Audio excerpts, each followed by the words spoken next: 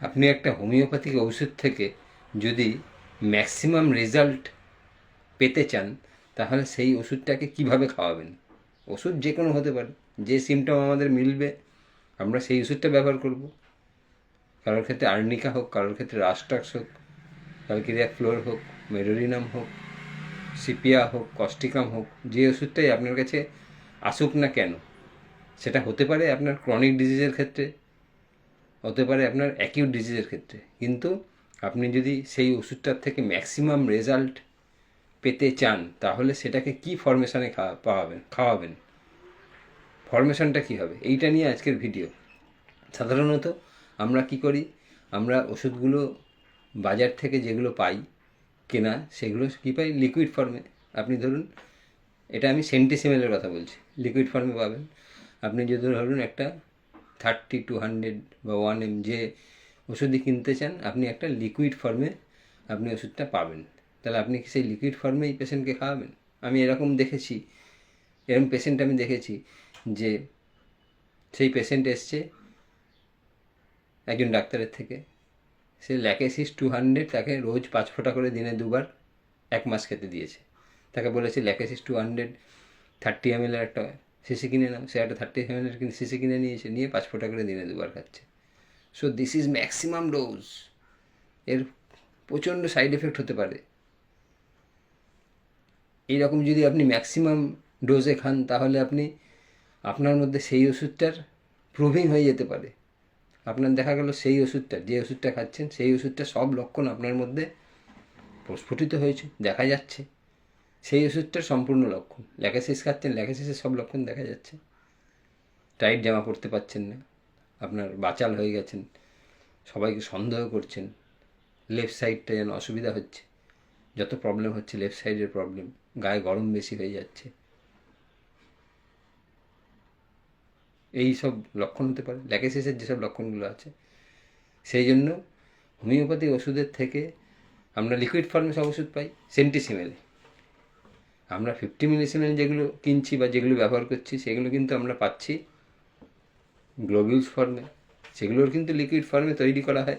সেগুলো কোম্পানিগুলো কি করে, গ্লোবিউলস ফর্মের মধ্যে সেগুলো প্রয়োজন মতো সেগুলো সিক্ত করে ওষুধগুলো তৈরি করে আমাদের দিয়ে দেয়। আমরা কি করি, যে যেরকম করে 30 ml হোক, 60 ml হোক, 100 ml হোক, 200 ml হোক, ডিস্টিল ওয়াটারের মধ্যে কিছু রেক্টিফাইড স্পিড দিয়ে কয়েকটা দানা পপি সিডস, যেগুলো পপি সিডস কয়েকটা দিয়ে সেখান থেকে ডোজ তৈরি করে আমরা খেতে বলি, যে 5 ml করে খাবে, দিনে 1বার হোক, 2বার হোক, 3বার হোক, এইভাবে খাবে।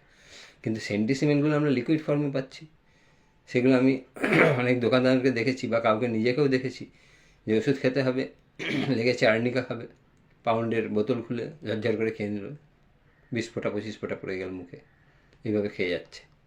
কিন্তু this is not the procedure. তাহলে প্রসিডিওর কী হবে, আপনাকে কি প্রসিডিওরে ওষুধটা তৈরি করবেন, কোন প্রসিডিওরে খেলে আপনি সবথেকে বেশি রেজাল্ট পাবেন। কেননা হোমিওপ্যাথি বলেছে less, in case of homeopathy less is more. Less is more মানে আপনি যত সূক্ষ্ম বা যত কম পরিমাণে ওষুধ ব্যবহার করবেন। আমাদের একটা মনে ধারণা হতেই পারে সাধারণ মানুষের, দোজ হু আর লেম্যান, সাধারণ মানুষের, আপনি ওষুধ খাওয়াতে যাবেন, দেখবেন 1 ফোঁটা পড়লো, ডাক্তারবাবু পড়লোই না, 1 ফোঁটা পড়লো, একটু ওষুধ খাইয়ে দিন বেশি করে। আপনাকে যে যত কম খাবেন তত রেজাল্ট বেশি পাবেন। লেস ইজ মোর বলছে কেন, আপনি যত লেস ওষুধ ইনটেক করবেন তত মোর রেজাল্ট পাবেন। যত আপনি ওষুধটাকে কমিয়ে দিতে পারবেন, সেই জন্য আমরা কী করে ডাইলিউট করে দিই। একটা শিশিতে ওষুধ দিয়ে সেইটা থেকে আরেকটা শিশিতে মিশিয়ে সেখান থেকে 1 চামচ খাওয়া। তাহলে যত আপনি ডাইলিউট করতে পারবেন, যত সূক্ষ্ম করতে পারবেন, তত আপনি হোমিওপ্যাথিতে রেজাল্ট বেশি পাবেন। এটা আমাদের হোমিওপ্যাথির নীতি। হ্যানিম্যান সাহেব বলে গেছে, সে করে দেখিয়ে গেছে হোমিওপ্যাথির নীতি। তাহলে আপনি ওষুধটা কীভাবে তৈরি করবেন সেটা আজকে আমি একটা ভিডিওর মাধ্যমে করে দেখাচ্ছি। যে আপনি একটা ধরুন 30 বা 200 একটা ওষুধ কিনলেন, সেটা আপনি কীভাবে নিজে তৈরি করে প্রিজার্ভ করলে, কীভাবে পেশেন্টকে দিলে আপনি সবথেকে বেশি রেজাল্ট পেতে পারেন। তার জন্য আমি কি করেছি, এই যে 2টো শিশি নিয়ে নিয়েছি। আমি সাধারণত হ্যাপকোর মেডিসিন বেশি প্রেফার করি, এই জন্য এই যে হ্যাপকোর একটা দেখুন, ডালকামারা 200 হ্যাপকোর একটা মেডিসিন নিয়ে নিয়েছি, এটা লিকুইড ফর্মে থাকে। আর এই যে একটা লিখে নিয়েছি ডালকামারা 200, লিখে নিয়ে এখানে গায়ে লাগিয়ে দিয়েছি ডালকামারা 200। এই যে এর মধ্যে গ্লোবিল ভরে নিয়েছি 1 ড্রাম। এবার কি করব, এই লিকুইড ওষুধটা এটা থেকে 8-10 ফোঁটা বা 10-12 ফোঁটা যেটুকু লাগবে এই ডালকামারা 200-এর মধ্যে ঢালবো। ঢাললে যে গ্লোবিউসটা আছে, গ্লোবিউসটা যতটা আমি ঢাললে যতটুকু পুরো যেন সিক্ত হয়, আপনার দেখতে হবে ঠিকমতো যেন ভেজে, গ্লোবিউসটা যেন ঠিকমতো সিক্ত হয়। তাহলে আমি ঢালবো। এই যে দেখুন, এই যে আমি খুলছি, এবার এটাও খুলব। খুলে আমি এখান থেকে 10-12 ফোঁটা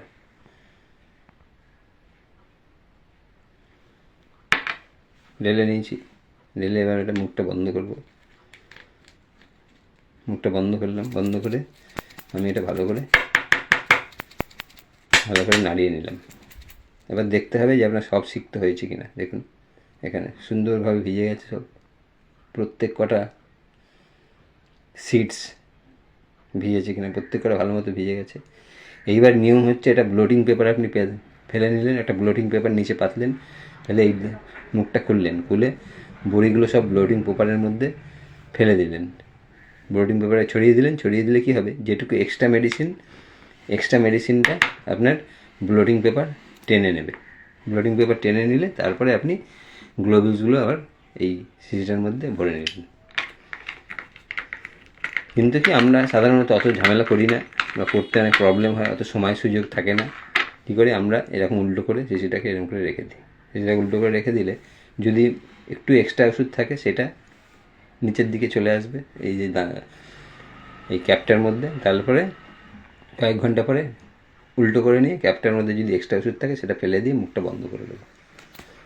এখন এরকম উল্টো করে থাকবে, বন্ধ করে দিলে তাহলে এটা হয়ে গেল ডালকামারা 200। এইবার আপনি যখন কাউকে এটা ব্যবহার করবেন, হয়ে গেল ডালকামারা 200। এইবার আপনি যখন এই ওষুধটা ব্যবহার করবেন, এই যে এটা তৈরি হয়ে গেছে ডালকামারা 200।